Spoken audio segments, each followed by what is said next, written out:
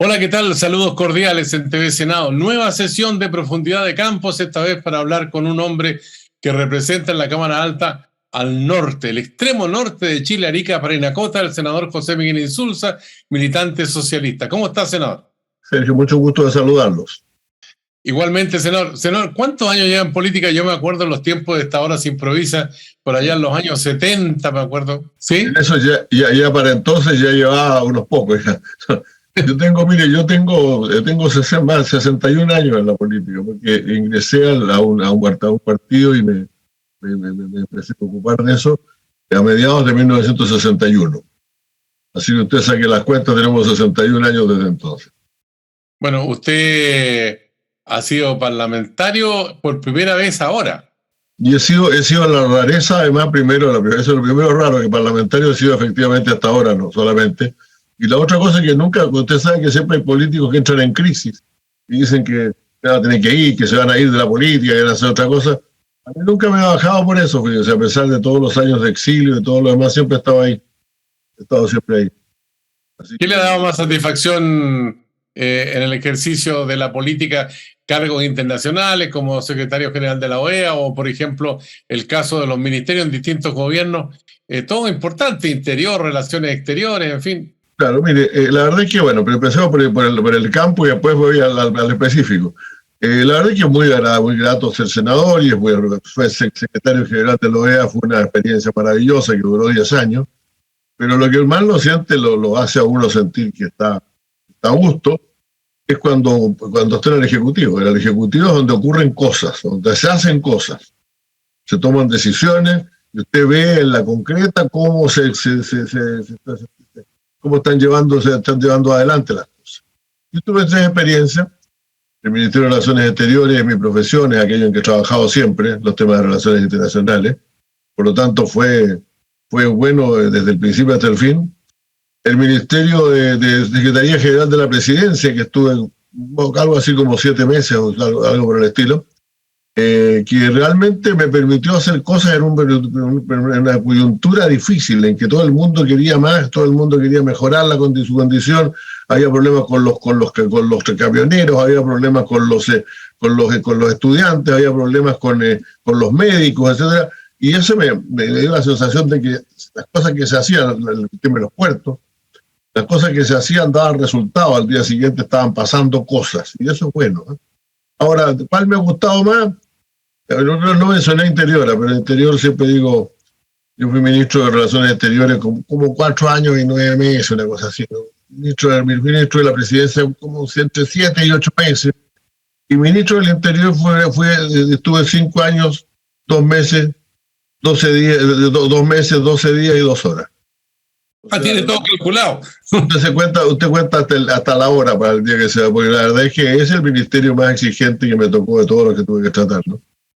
Bueno, hoy día como senador de la República forma parte de las comisiones de Seguridad Pública que la preside, además integra Relaciones Exteriores y Zonas Extremas. Partamos por la seguridad en la contingencia de hoy. ¿Cuál es el estado del arte a su juicio en materia de delincuencia, de grupos transnacionales que operan en nuestro país y también la violencia que se presenta en la macrozona sur, que ya parece como un mal endémico? Bueno, mire, existen muchos estudios a cada rato sobre las cifras de delincuencia, ¿no? Pero creo que hay uno que es el más fuerte y claro, porque usted se da cuenta que si a una persona le roban la billetera, bueno, a menos que tuviera el carnet adentro, lo más probable es que ni siquiera la denuncie. Y hay muchos pasos de violencia y peleas y todo que también... Entonces, este listado de delitos de alta connotación social es muy mezclado. Pero hay uno que es clave, que son los homicidios. No hay ningún homicidio que no se denuncie. Eso lo denuncian los familiares de la persona agraviada, lo denuncia la policía. Bueno, la tasa de criminalidad, la tasa de homicidios del año, de allá cuando yo era ministro del Interior, era 2,5 por cada 100.000 habitantes, lo cual era una de las más bajas de América, creo que junto con Canadá. Hoy día la tasa de homicidios, según nos ha dicho el subsecretario del Ministerio del Interior, es de 7,7 por cada 100.000 habitantes. Eso quiere decir que en los últimos 10, 15 años hemos triplicado la tasa de homicidios en el país. Nadie puede decir que la seguridad del país está bien entonces, ¿no? Ciertamente está mal. Ahora, esto si usted lo compara con el resto de América Latina, todavía seguimos siendo medio campeones, ¿no? Porque hay países que tienen, porque hay 4 países de América Latina que están entre los 5 más, que se cometen más homicidios en el mundo.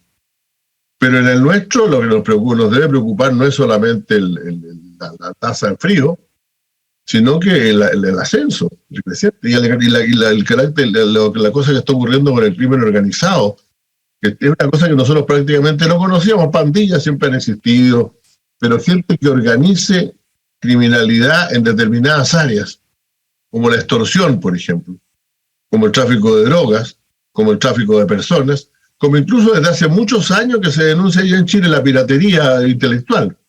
O sea, usted ha visto los libros falsificados son iguales a los libros reales. Los discos que se venden en todas partes también. Entonces, la verdad es que estamos en un fenómeno de crimen organizado muy fuerte, que puede llegar a abarcar todos los lugares del país si no se le pone coto. Senador. Mire, no siga, por favor, no, sí. Mire, cuando uno mira todo este problema, uno dice, bueno, a ver, ¿cuáles son los actores de toda esta situación? Primero tenemos las leyes, después de las leyes tenemos la acción de la justicia a través del Ministerio Público y de los tribunales de justicia, pero al mismo tiempo están las policías que actúan en terreno. Y se ha hablado mucho de modernización policial, que sería clave. ¿En qué está eso? ¿Avanza, no avanza? ¿Es clave para usted o no?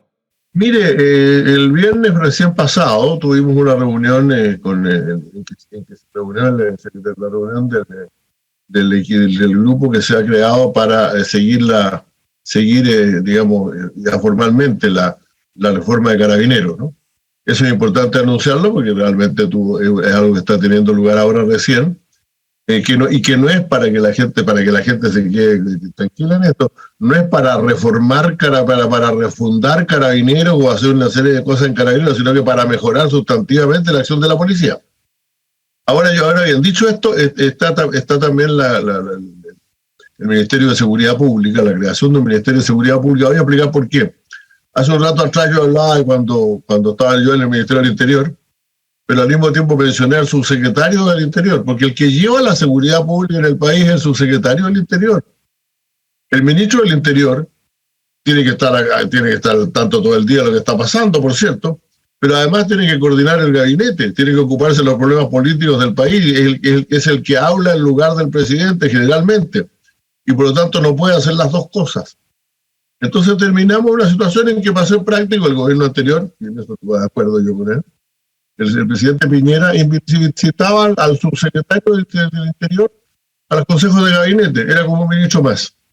Entonces estamos creando un Ministerio de Seguridad Pública ahora en serio, del cual van a depender las policías.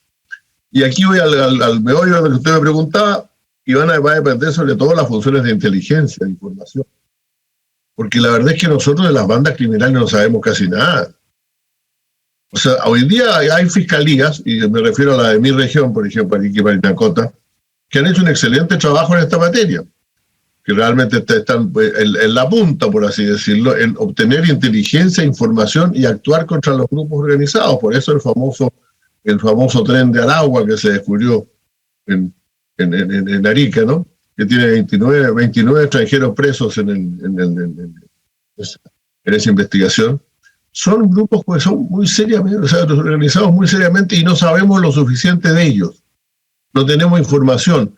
Alegamos todos los días contra las ráfagas de armas que se disparan en los funerales de los narcos, y no sabemos de dónde vienen las armas. Realmente sabemos, en general podemos tirar bolas a la raya, como se dice, ¿no? Pero no sabemos efectivamente lo suficiente de ellos. Del narcotráfico, sobre todo del dinero de las drogas. El dinero de las drogas sabemos muy poco, estamos trabajando un proyecto de ley sobre eso también. Pero estamos muy atrasados en la inteligencia. El otro día lo dijo, mire, para que no parezca una cosa puramente de nosotros, lo decía el mismo Joaquín Lavín en una entrevista por ahí, diciendo, mire, aquí lo que se aconseja es los recursos que tiene es en tener información. Cuando le dicen a ustedes se descubrió un importante cargamento de drogas, eso no es que de repente un señor abrió la puerta de un camión y dijo, oh, viene lleno de drogas, ¿no? Eso es un trabajo de inteligencia que viene de antes y cuando el señor va a abrir el camión ya sabe que vienen las drogas adentro. Entonces, los servicios de inteligencia, sobre todo para el combate al crimen organizado, son fundamentales. Ahora, uno pensaría que en el caso de la modernización policial tendría que hacerse una discriminación de la tarea que le corresponde a investigaciones, la tarea que le corresponde a carabineros. De repente, los dos cuerpos policiales están investigando. Entonces uno dice, bueno, ¿qué pasa con la prevención del delito, con la represión del delito y al mismo tiempo la manera como se articula esto desde la política, desde el Ministerio del Interior o el Ministerio de Seguridad Pública, de tal manera que esa modernización haga más eficaz el trabajo de las policías y no se dupliquen muchas veces las acciones en el campo de... Bueno, la respuesta verbal a eso es fácil.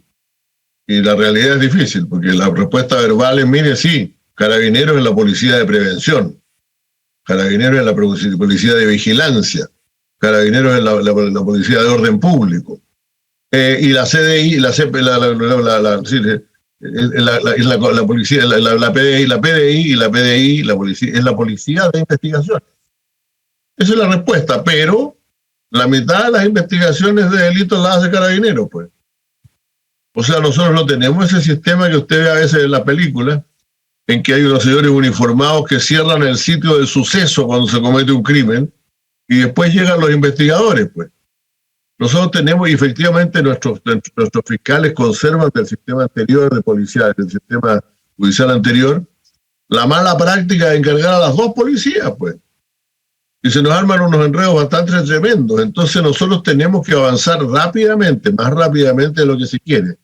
Y también se está trabajando eso en la ley sobre el Ministerio de Seguridad Pública, en separar la función investigativa de la función preventiva. Y ahí ahí nadie se va a quejar tanto de la ausencia de carabineros. Porque los carabineros en Chile hacen todo, tienen que hasta que llevar notificaciones a las casas, tienen que custodiar los espectáculos deportivos, los espectáculos musicales, tienen que hacer otro montón de cosas. No, necesitamos una policía que fundamentalmente prevenga y que se dedique al orden público, bien entrenada, bien desarrollada, y necesitamos una policía de investigaciones que efectivamente haga la investigación de los delitos. Ese es un tema muy central. ¿Carabineros tendría que seguir, por ejemplo, como policía de frontera y al mismo tiempo como policía de tránsito? Es posible. Bueno, mire, policía de tránsito ha sido siempre. O sea, siempre Carabineros ha estado en tránsito. Yo no le quitaría tránsito a Carabineros, pero probablemente especializaría más, ¿no? Especializaría más. Hay gente que la mañana, que un día está en tránsito y al día siguiente está en investigaciones, que es una cosa bastante difícil, ¿no? Así que hay que hacer una especialización mucho mayor, pero yo no le quitaría a la policía de tránsito de ninguna manera. Sí discutiría el tema de la frontera, ¿no? Incluso a la luz de lo siguiente, la frontera marítima está a cargo de la Armada, la frontera aérea está a cargo de la Fuerza Aérea y la frontera terrestre está a cargo de Carabineros. Entonces la posibilidad de que sea el ejército el que custodie la frontera, sobre todo las inmensas fronteras del norte, del centro, del norte del país, ¿no?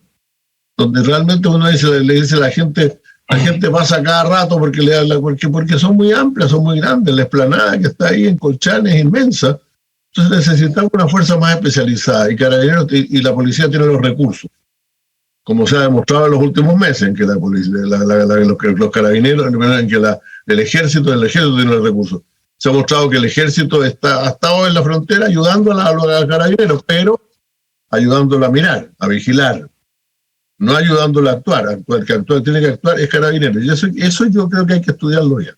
Nosotros podríamos buscar, ya sea encargarle al ejército la función de seguridad pública o crear una policía de frontera distinta de la policía de Carabineros y la policía de investigación. Estamos conversando con el senador José Miguel Insulza, militante del Partido Socialista, representante de Arica, Parinacota, extremo norte de Chile, aquí en Profundidad de Campos, en el canal del Senado. Una pausa y volvemos con usted, senador.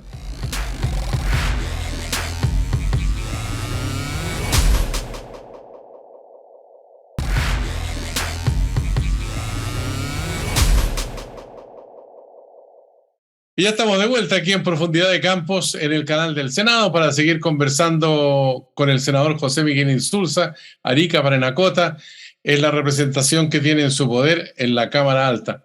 Senador, usted ha sido un hombre con una experiencia vastísima. Yo creo que hay pocos casos en Chile que tengan esa misma impronta en relaciones internacionales. Ha sido canciller, estuvo en la OEA, ya mencionábamos 10 años, en fin, o sea, conoce todo el panorama.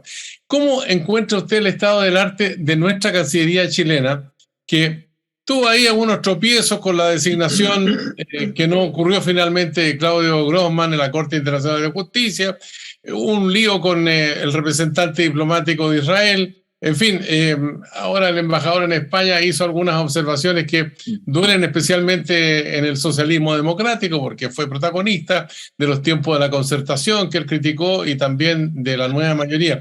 ¿Qué nos pasa ahí como país? Mire, yo creo que hay que encontrar un balance efectivo entre dos cosas. Uno, que el presidente de la República es el responsable finalmente de la política exterior y de la acción exterior del país. Y el otro, que tenemos una Cancillería profesional. Y la Cancillería profesional es buena. Es buena. Y es bueno además que el presidente de la República sea el responsable de la política exterior. Ninguna de estas cosas va a cambiar. Pero creo que es necesario darle más peso a la Cancillería en lo que se hace cotidianamente, ¿no? Fíjese usted que yo, por ejemplo, cuando terminé como ministro de Relaciones Exteriores, todas las embajadas importantes estaban servidas por gente de carrera o que había sido de carrera, porque no olvidemos que hubo mucha gente que fue echada al servicio durante la dictadura, ¿no? Porque realmente nos habíamos acostumbrado. El presidente Frei llegó al gobierno con un... No le gustaba mucho la Cancillería al presidente Frei. Y llegó al final pidiendo que el protocolo de la Cancillería le organizara todas sus actividades. Pues saben de eso, son buenos para eso. Ahora, entonces, ¿eso significa acaso que todos tienen que ser de carrera? No, nosotros hemos tenido algunos de los más grandes diplomáticos de carrera, no han sido de la profesión. Cuando alguien habla del diplomático chileno, el primero que se le ocurre es don Hernán Santa Cruz. Participó en la redacción de la Carta Mundial de los Derechos Humanos, la Declaración Universal de los Derechos Humanos. Creó la CEPAL, un famoso cable que está por ahí, diciéndole al ministerio: salvo mejor parecer de Usía, voy a hacer lo siguiente, que es muy típico en el ministerio, esa frase es clásica, ¿no? Voy a pedir la creación de la Comisión Económica para América Latina. Nos representó brillantemente en la UNCTAD, ¿no? Organizó la UNCTAD en Chile. Hernán Santa Cruz no era de carrera, como no lo fue tampoco Juan Somavía, secretario de la OIT, yo mismo, o Heraldo Muñoz, que es un gran diplomático chileno, ¿no? Pero el corazón de esto, de la columna vertebral de todas las embajadas y de todas estas cosas, tiene que estar en la Cancillería. Y los que estén de afuera, como éramos nosotros, tienen que ser gente de la profesión, pues. No tienen que... Entonces, el señor el embajador en España había sabido que no se habla no se usan, no sé, para hacer la política exterior buena, no se usa decir que la anterior fue mala. Eso no se ha hecho nunca. Y mucho menos cuando la política exterior de Chile en los 30 años es una de las grandes cosas que podemos exhibir, porque aquí estamos con un cuento. Entonces yo creo que falta profesionalismo. Le falta profesionalismo y han habido errores en ese sentido. Así que yo creo que hay un buen elenco. Yo tengo una buena canciller que tiene experiencia en relaciones exteriores. Usted sabe, yo la conozco, trabajó conmigo en la OEA durante como 7, 8 años, ¿no? Pero creo que hay que abrir las puertas. O sea, el ministro de Relaciones Exteriores nunca es el que le lleva problemas al presidente, es el que le lleva soluciones al presidente, porque el presidente no tiene tiempo para estar todo el día preocupado de eso. Entonces, si desde la moneda están permanentemente actuando sobre la política exterior, eso no va a funcionar. Eso no va a funcionar. Así que, en mi opinión, menos presidencia. Puede decir el presidente va a las cosas importantes, el discurso en Naciones Unidas, todas esas cosas, por cierto, el presidente Boris tiene buena llegada en eso, pero que confíe en su Cancillería y deje que en la Cancillería se decidan las cosas profesionales.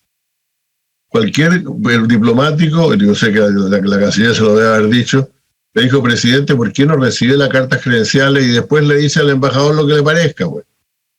pero no deje de recibir las cartas credenciales. Esas son cosas que son de cajón para un funcionario de carrera. Además, lo que alega la comunidad israelita que recibieron al embajador de Arabia Saudita, porque tenemos relaciones con Arabia Saudita, ¿cómo no vamos a tener juntos si tenemos relaciones con Israel? Israel tenemos que hacerlo con cualquier país, y a cualquier país el presidente le recibe. Mire, esto es una ceremonia, usted la habrá visto.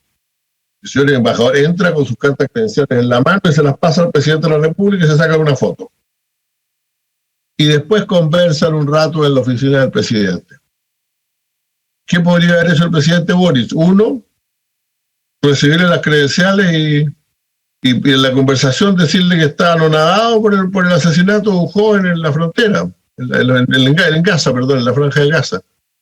O bien recibirle las credenciales, darle la mano y decirle hasta luego. Lo cual es un gesto aún mayor de molestia. Pero dejar de recibir las credenciales es no cumplir con un acto diplomático esencial, pues.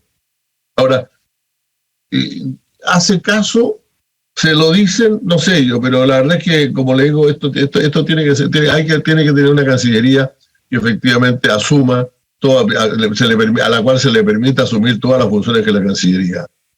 A mí como canciller, y el presidente Frey tenía un segundo piso, a mí como Cancillería jamás el segundo piso me dijo lo que había que hacer.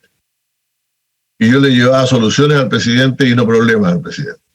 ¿Llegó el momento de apretar las tuercas? Yo creo que sí, que ha llegado el momento de apretar las tuercas. Yo creo que la Cancillería, tenemos una canciller, una subsecretaria y subsecretarios adecuados. Ese no es el punto. Si el punto es cuál es el lugar que ocupa la Cancillería en la función del gobierno.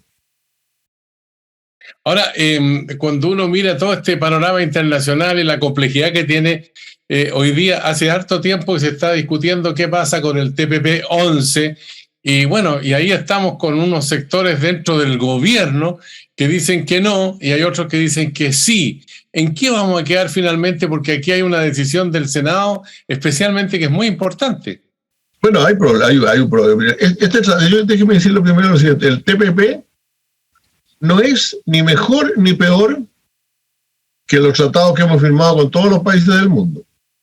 Incluso hoy día están todos muy contentos porque el ministro, el señor embajador en España, dijo que el señor embajador Velasco dijo que se iba a firmar el acuerdo con la Unión Europea. Bueno, el acuerdo con la Unión Europea no es distinto del acuerdo del TPP, pues no es distinto. Lo que pasa es que en contra del TPP, del Tratado Transpacífico, se hizo toda una campaña fuerte, en que a la gente de mi región, por ejemplo, le decían que le iban a quitar sus semillas, pues, que sus semillas originarias no las iban a poder cultivar. Oiga, la región de Arica y Parinacota es productora de semillas, pues. Entonces, ¿qué le iban a quitar las semillas? Eso estaba totalmente protegido además en el tratado. Les dije de todo tipo de mentiras se dijeron sobre el TPP. Y muchos de esos agarraron papa con las mentiras. Y desgraciadamente hay hasta unas camisetas del presidente Boric, del presidente Boric, una foto con una camiseta que dice no al TPP. Entonces, claro que el gobierno tiene un problema, porque hoy día tiene encima, el presidente se iba a reunir ahora en Naciones Unidas con la primera ministra de Nueva Zelanda, que es la estrella del mundo del Asia-Pacífico, y le va a tener que explicar por qué no hemos ratificado el TPP, que lo negoció la presidenta Bachelet, pues. Entonces, yo estoy convencido que la mejor forma de arreglar las cosas en eso es simplemente aprobarlo. Lo único que usted sabe que lo único que falta, esto se aprobó en las dos comisiones en que se vio el Congreso. Se aprobó en la Cámara. Se aprobó en el Senado, en la Comisión de Relaciones Exteriores que yo presidía, entonces se aprobó por unanimidad. Tuvo un voto en contra o un voto negativo, no recuerdo si fue un voto negativo o fue una abstención en la Comisión de Hacienda.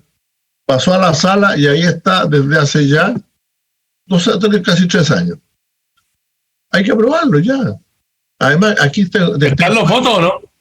Yo creo que están. El problema es que, mire, siempre es bueno tener, mientras más votos, mejor, pues, ¿no? Aquí me permite contar una anécdota.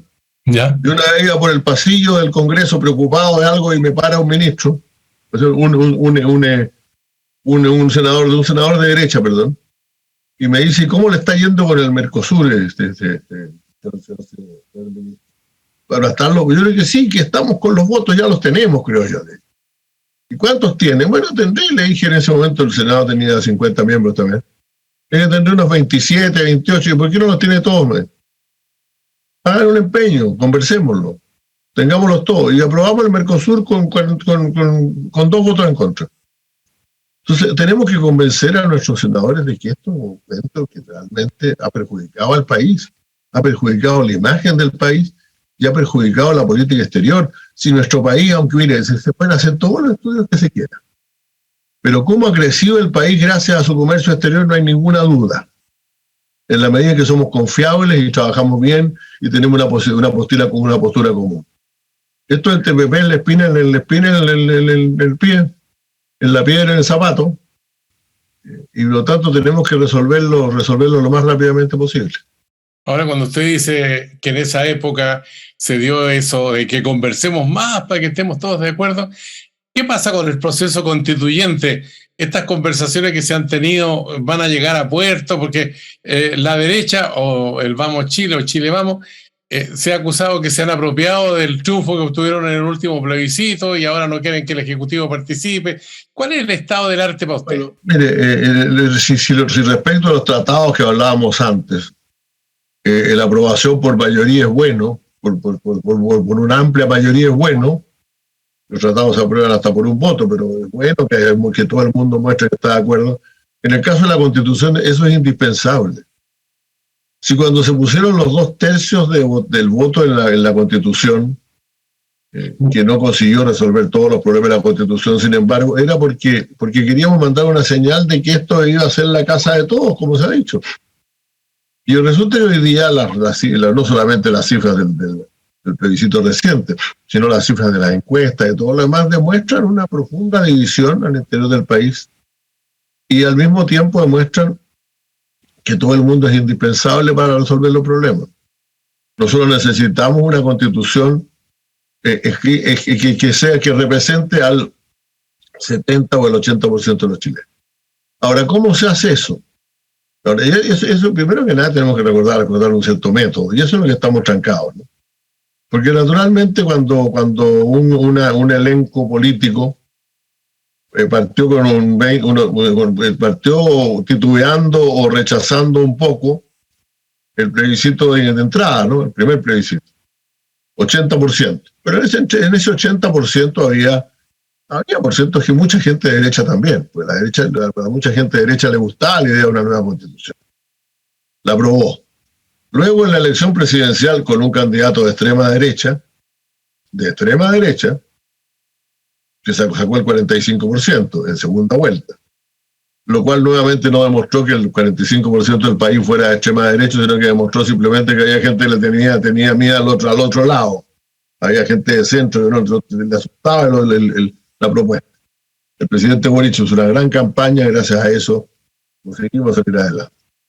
Y después estábamos primero perdiendo por 6% en las encuestas y terminamos perdiendo por 22%.